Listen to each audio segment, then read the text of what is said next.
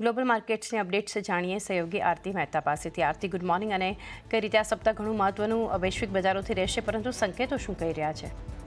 આજની સપ્તાહ ઇમ્પોર્ટન્ટ એટલા માટે છે કારણ કે યુએસમાં ખાસ કરીને આવતીકાલે ઇલેક્શન જે પ્રેસિડેન્શિયલ ઇલેક્શન આપણને થતા જોવા મળશે, તો યુએસ માર્કેટ તરફથી ઓવરઓલ એક પોઝિટિવ સંકેતો જે છે તે આપણને થતા દેખાયા હતા અને ફોકસ હવે રાષ્ટ્રપતિની ચૂંટણી પર છે, તો એની પહેલાં એક થોડું ઘણું સતર્ક જે છે બજાર આપણને બનતું દેખાઈ રહ્યું છે।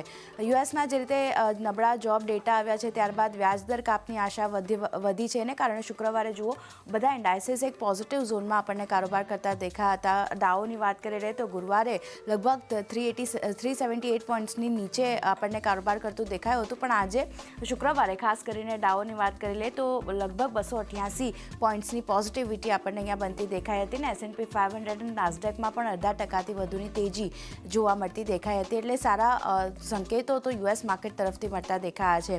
પણ ક્રૂડની વાત કરી લે ત્યાં એક ચિંતા એવી બનતી દેખાઈ રહી છે કારણ કે ફરી એકવાર કિંમતો જે છે તેમાં આપણને વધારો જોવા મળતો દેખાયો છે। OPEC પ્લસ દેશોએ ઉત્પાદન વધારવાનો નિર્ણય જે રીતે ટાળ્યો છે એને કારણે એક અસર જે છે તે આપણને ઓવરઓલ ક્રૂડની કિંમતો પર બનતી દેખાઈ રહી છે અને ડિસેમ્બરમાં ઉત્પાદન વધારવાનો નિર્ણય જે છે તે વધુ એક મહિના માટે OPEC પ્લસે સ્થગિત કર્યો છે। અહીંયાથી લગભગ 1.8 લાખ બેરલ પ્રતિ દિવસનું ઉત્પાદન જે હતું તે વધારવાની યોજના OPEC પ્લસ તરફથી હતી, તેને અહીંયાથી ટાળવામાં આવી છે, તેનું એક રિએક્શન પોઝિટિવલી આપણને કિંમતો બતાવી રહી છે અને નિષ્ણાંતોના મતે સેન્ટિમેન્ટ જે છે ખાસ કરીને પોઝિટિવ બનતા દેખાઈ રહ્યા છે।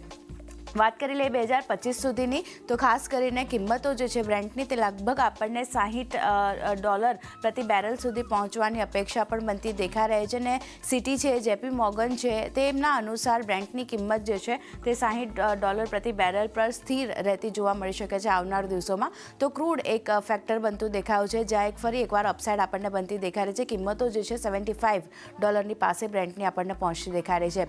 યુએસની વાત કરી લઈએ તો જે રીતે જોબ ડેટા આપણે જોયા છે, 1 લાખનો અંદાજ હતો, અનુમાન હતું, તેની સામે માત્ર 12,000 ડેટા જે છે તે આપણને આવતા દેખાયા છે, તો એક નબળા યુએસ જોબ ડેટા જે રીતે આવ્યા છે એની પણ એક અસર આપણને થોડી ઘણી માર્કેટ પર બનતી દેખાઈ રહી છે।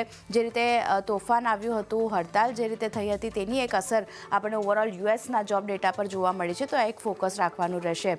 ઇવેન્ટ અને પોલ્સ ખાસ કરીને યુએસમાં જે ઇમ્પોર્ટન્ટ છે આ સપ્તાહની, તેની વાત કરી લઈએ તો મોટી ઇવેન્ટ સૌથી પહેલાં રાષ્ટ્રપતિ પદની ચૂંટણી છે, એના પરિણામો જે આપણને આવતીકાલે ચૂંટણી જે છે તે થતી જોવા મળશે, તો એના પર ખાસ ફોકસ રહેતું દેખાઈ શકે છે। અને ન્યૂયોર્ક ટાઈમ્સ મુજબ એમના જે પોલ્સ છે તેમના મુજબ કમલા હેરિસ જે છે તે પ્રેસિડેન્ટની ચૂંટણીમાં આગળ રહેતા દેખાઈ રહ્યા છે, તો આ એક અનિશ્ચિતતા જે પ્રેસિડેન્ટ ઇલેક્શનને લઈને બનતી દેખાય છે યુએસમાં, તેના પર ખાસ ફોકસ રાખવાનું રહેશે અને જે રીતે વ્યાજદરને લઈને યુએસ ફેડનો શું નિર્ણય આવે છે તેના પર પણ આ સપ્તાહે નજર જે છે તે રાખવાની રહેશે।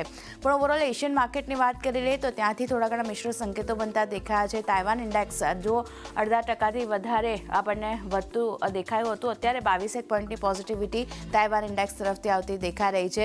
કોસ્પીમાં જુઓ પોઝિટિવિટી 1%થી વધુની તેજી અને નિકાઈમાં લગભગ 2%થી વધુનું દબાણ આપણને બનતું દેખાયું છે, પણ અન્ય ઇન્ડાઇસીસમાં સ્ટ્રેટ ટાઈમ્સ પોઝિટિવિટી અહીંયા બનતી દેખાય છે। હેંગસેંગ અને શાંઘાઈ પણ લગભગ આપણને પોઝિટિવ બનતા દેખાયા છે, તો એક મિશ્ર સંકેતો આપણને એશિયન માર્કેટ તરફથી બનતા દેખાઈ રહ્યા છે।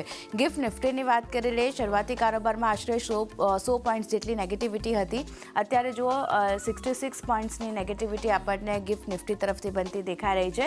લેવલ સ્પેસિફિક 24,317ના લેવલ્સ ઇન્ડિકેશન આપી રહ્યા છે, આપણા માર્કેટ નિફ્ટી ઓપન થાય તેવા સંકેતો અત્યારે બનતા દેખાઈ રહ્યા છે, તો થોડા ઘણા લગભગ વાત કરી લઈએ તો 0.5%થી વધુની વેચવાલી સાથે આપણા માર્કેટ જે છે તે ઓપન થાય તેવા સંકેતો અત્યારે ગિફ્ટ નિફ્ટી તરફથી બની રહ્યા છે।